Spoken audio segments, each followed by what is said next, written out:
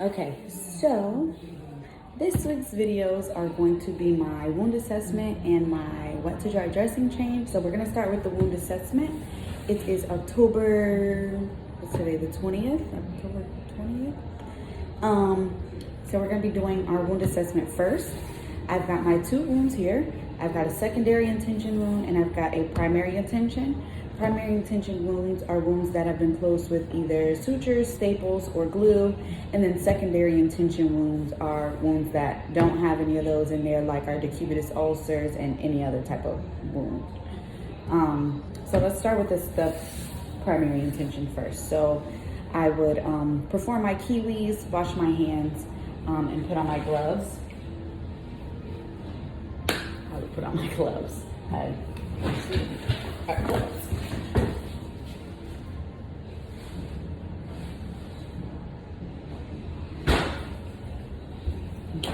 So, get my gloves. I would wash my hands and put on my gloves. If my patient needs any pain medication, anything to help their anxiety when we do a dressing change or when we assess the wound, I would go ahead and give that to my patient before I do my wound assessment. Once I get that done, I can go ahead and put on my gloves and let my patient know that we're here to assess her wound. We're doing a wound assessment, or if we were doing a dressing change, we would do that. So I would go ahead and remove the wound. I would remove the dressing and the tape. I'm just gonna go ahead and do that. And I'm just gonna hold this in my hand. As I'm taking the dressing off, I'm going to note any drainage on it.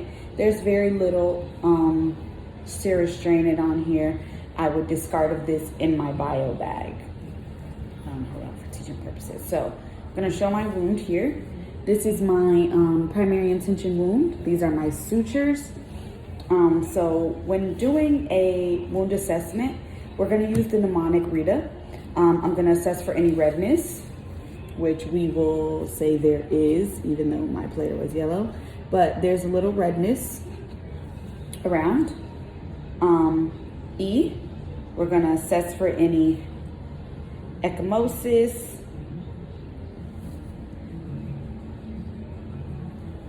and D for drainage, we're gonna assess for any drainage. There was some drainage on the dressing.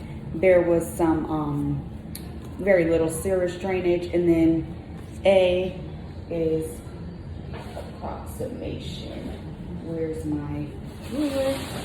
When doing a wound assessment, I would go ahead and first off, for a primary intention wound, I would note how many sutures, staples we have. So for this one, I have 1, 2, 3, 4, 5, 6, 7, 8, 9 sutures.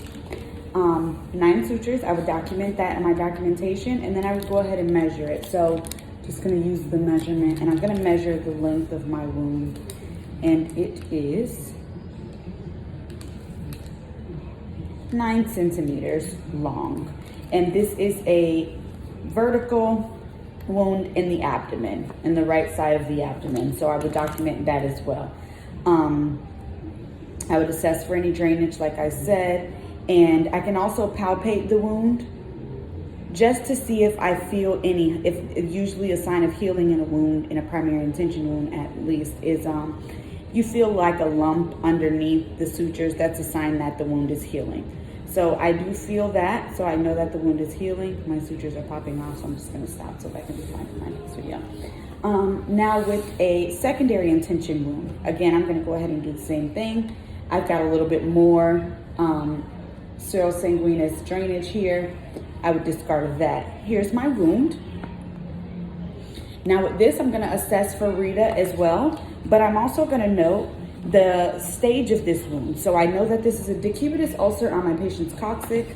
I've noted some undermining and tunneling around the wound here at the 12 o'clock position and about the 9 o'clock position here.